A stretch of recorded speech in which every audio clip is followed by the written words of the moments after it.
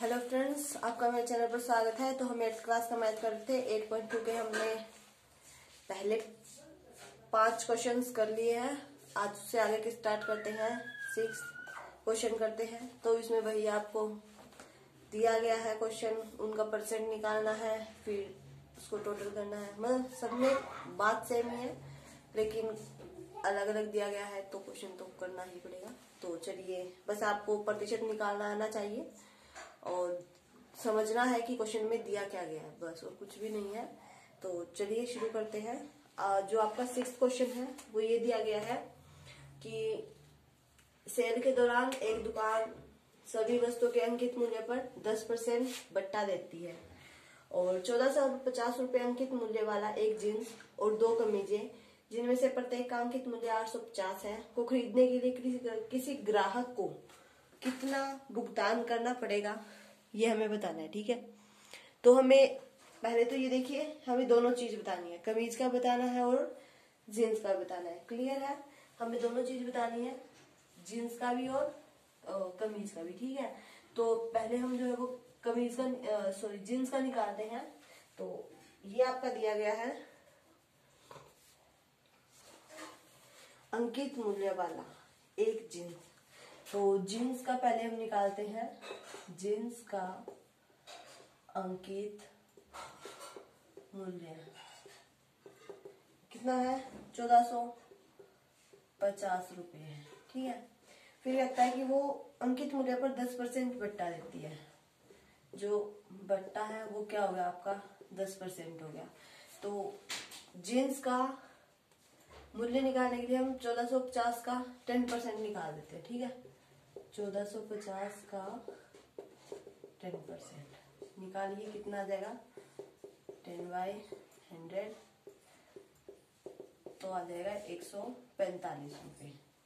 तो इतना तो क्लियर है कि जींस का जो अंकित मूल्य है वो 1450 रुपए है, उस पर अगर 10% बढ़ता है तो यानी कि 145 रुपए है। ठीक है, फिर उसके बाद हमें क्या कहा गया है?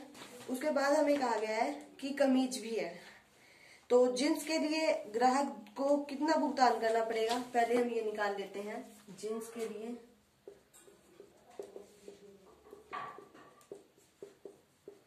ग्राहक द्वारा किया गया भुगतान कितना है? देखिए, 1450 है, इसमें से 145 गया, कितना बच गया?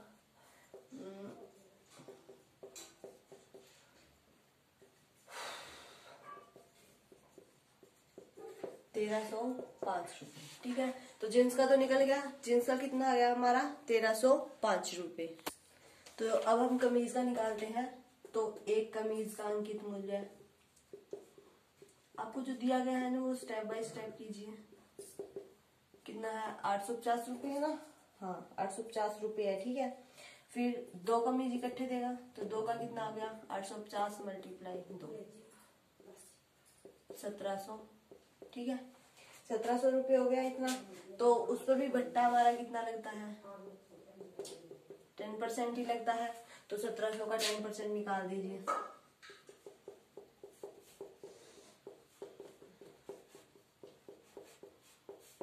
170 रुपये। ठीक है, तो ये हमारा किसका निकल गया? ये हमारा कमीज का निकल गया। 170 रुपये हमारा किसका निकल गया? कमीज का निकल गया। अब हमें क्या करना है? जो 2 कमीजों के लिए किया गया भुगतान, जैसे जींस के लिए किया गया था ना, वैसे ही 2 कमीजों के लिए किया गया भुगतान। 2 कमीजों के लिए भुगतान उसने कितना किया? देखिए, 1700 था, 170 रुपये से भट्टा लगा। ठीक है, तो 1700 माइनस 170 कितना हो गया? 1530। तो 2 कमीजों के लिए उसका कितना हो गया? 1530 रुपये हो गए। तो अब हमें क्या बताना था कि ग्राहक द्वारा किया गया कुल भुगतान। तो अब यहाँ आप यहाँ यूं लिख दीजिए, मैं ये यहाँ लिख रही हूँ। ठीक है, ग्राहक द्वारा किया गया कुल भुगतान कितना होगा? 2 कमीज और 1 पैंट के लिए और जीन्स के लिए सॉरी 1305 प्लस 1530, ठीक है। टोटल आपका कितना हो जाएगा, 2,8,235 रुपये। तो ये आपका क्या आ गया, आंसर आ गया। समझ में आया? पहले जीन्स का अंकित मूल्य, फिर उसका 10% बट्टा निकाल दिया, फिर जीन्स के लिए भुगतान किया ये, ठीक है। जो टोटल था उसमें से 145 रुपये माइनस कर दिए। फिर एक कमीज यानी कि 2 कमीज का मूल्य निकाला, फिर उसका 10% बट्टा निकाला, फिर कमीज के लिए निकाल लिया कि उसने कितना भुगतान किया, फिर दोनों को जोड़ दिया। हमारा क्वेश्चन क्या हो गया, सोल्व। तो देखिए नेक्स्ट क्वेश्चन करते हैं। दूध वाला है, उसने 2 भैंसों को 20,000 प्रति भैंस की दर से बेचा है। एक भैंस में उसे 5% लाभ हुआ है, दूसरी पर 10% हानि हुई है। इस सौदे में उसका कुल कितना लाभ और कितना हानि हुआ है, पहले प्रत्येक का क्रय मूल्य ज्ञात कीजिए। तो पहले हमें क्या करना है, प्रत्येक का क्रय मूल्य भी निकाल के लाना, ठीक है। तो हम लिख लेते हैं यहाँ पर एक भैंस का विक्रय मूल्य कितना दिया है इसने, एक भैंस का विक्रय मूल्य 20,000 रुपये, ठीक है। फिर 2 भैंस का कितना हो जाएगा, 40,000। इतना तो क्लियर है ना, एक का 20 है तो 2 का 40 का। और फिर इसने कहा कि जो पहली भैंस थी हमारी, उस पर हमें 5% लाभ की दर से हम निकाल लेते हैं, और फिर 10% हानि की दर से, ठीक है। दर कहा है इसने, तो हमें दर वाला फॉर्मूला लगाना पड़ेगा। पहली भैंस का विक्रय मूल्य कितना था, 20,000 रुपये था। उसकी जो लाभ दर है वो कितनी है, 5% है, ठीक है। तो उसका क्रय मूल्य निकालने के लिए हमें क्या करना, इसने कहा है ना पहले क्रय मूल्य निकाल, तो क्रय मूल्य निकालने के लिए हमें क्या करना पड़ेगा, विक्रय मूल्य मल्टीप्लाई 100/100 प्लस जो लाभ परसेंट है वो, ठीक है। तो विक्रय मूल्य का कितना है, 20,000 मल्टीप्लाई में 100/100 प्लस लाभ परसेंट कितना है, 5 है। क्लियर है इतना? तो ये इसे आप काट दीजिए जहां तक कटता है। ये आपका टोटल हो जाएगा 20,000 और फिर ये नीचे 105 बच गया। जब आप इसे काटेंगे या टोटल करेंगे तो आपका पॉइंट्स में आंसर आएगा कुछ इस तरह से, ठीक है। तो ये हमने इसका क्या निकाल दिया, क्रय मूल्य निकाल दिया।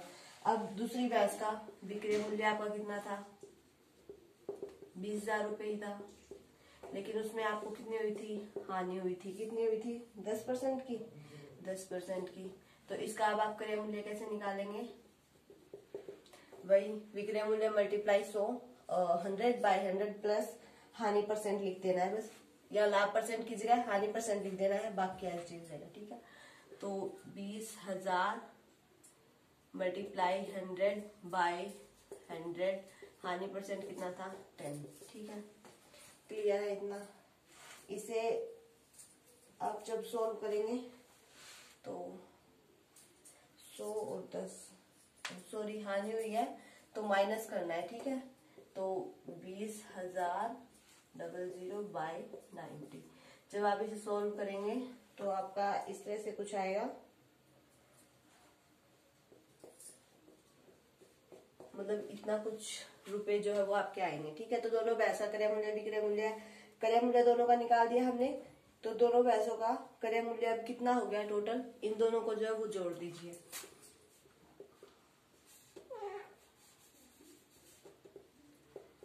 दो भैंसों का क्रय मूल्य कितना हो गया, इन दोनों को जोड़ दीजिए। 190,47.62 प्लस 2.2, इन दोनों को जब आप जोड़ेंगे तो आपका आ जाएगा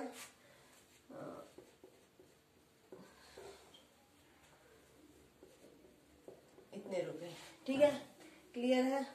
इतने रुपए आ गए आपके दोनों भैंसों का क्रय मूल्य। नेक्स्ट स्टेटमेंट आपकी क्या दी गई है कि जो भैंसे हैं दोनों, उनका हमें हानि परसेंट निकालना था, बताना था कि कितना हुआ है। तो जो इतने में तो हमारी बिकी है दोनों भैंसों का क्रय मूल्य है, और इतने में तो हमने खरीदी थी, तो हमें क्या हुई है, देखिए 41,000 में कुछ में हमने खरीदी, लेकिन हमने बेची कितनी में, 40,000 में। इसका मतलब हमें हानि हुई है, इतना तो क्लियर हो गया। तो हानि हम कैसे निकालेंगे, हानि इज इक्वल टू क्रय मूल्य माइनस विक्रय मूल्य। ठीक है, क्रय मूल्य आपका कितना था, 41,269.84 माइनस पूरा 40,000। ठीक है, तो हानि आपकी कितनी हुई है, इतनी। तो इससे हम क्या कह सकते हैं कि जो इतने रुपए हैं, इतने रुपए की हमें क्या हुई है, हानि हुई है, न कि लाभ, जो दोनों वैसों पर, क्योंकि हमने खरीदा तो इतने में और इन्हें बेचा हमने इतने में। ठीक है, चलिए नेक्स्ट क्वेश्चन करते हैं। तो नेक्स्ट क्वेश्चन देखिए, नेक्स्ट क्वेश्चन बहुत आसान है आपका। देखिए, एक टेलीविजन का मूल्य दिया गया है 13,000 रुपए और कहा है कि इस पर जो 12% है की दर से बिक्री से वसूला जाता है। तो विनोद इस टेलीविजन को खरीदता है, तो उसके द्वारा किया गया जो भुगतान है उसकी राशि हमें बतानी है। ठीक है, तो पहले आप ये लिखिए, टेलीविजन का मूल्य कितना है आपका, 13,000 रुपए। ठीक है, टेलीविजन का मूल्य कितना है, 13,000 रुपए। फिर बिक्री दर कितनी है आपकी, 10% है, सॉरी 12% है।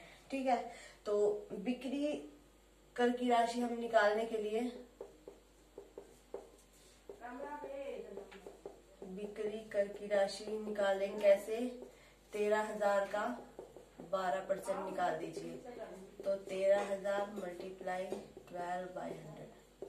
ठीक है, इनकी जो है वो आप मल्टीप्लाई कर दीजिए।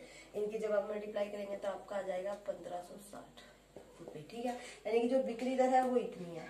तो जो विनोद है उसने टीवी खरीदा है, तो उसने कितना भुगतान किया है, तो विनोद द्वारा किया गया भुगतान, विनोद द्वारा किया गया भुगतान, विनोद द्वारा किया गया भुगतान आपका कितना है, एक तो वो उसने 13,000 रुपये दिए। ठीक है, फिर प्लस उसने 1560 रुपये और भी दिए, तो उसके लिए टोटल कितना हो गया, 14,1560 रुपये।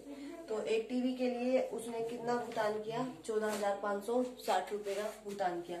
बहुत आसान क्वेश्चन था, बस टीवी का मूल्य दिया गया है, बिक्री दर दी गई है, तो बिक्री कर की राशि निकाल लीजिए पहले कि उसने कितने % लाभ पर, मतलब लाभ ही समझ लीजिए एक तरफ से उसका, उसने 13,000 अगर उसका मूल्य है तो उस पर 12% और लाभ। ठीक है, तो उससे हमने विनोद द्वारा किया गया टोटल भुगतान निकाल लिया, कितना, 14,560 रुपए। तो इस तरह से हमने इसके 3 क्वेश्चन कर लिए। आगे क्वेश्चन अभी रहते हैं इसके 2 दिन और, वो हम कल कंप्लीट कर देंगे ये एक्सरसाइज। और इसमें अगर कोई दिक्कत आती है तो कमेंट कीजिए, वीडियो अच्छी लगे तो इसे लाइक कीजिए, शेयर कीजिए, और अगर आप मेरे चैनल पर नए हैं तो सब्सक्राइब जरूर कर लें, ताकि आपको मेरे आने वाले वीडियो के नोटिफिकेशन मिलते रहें।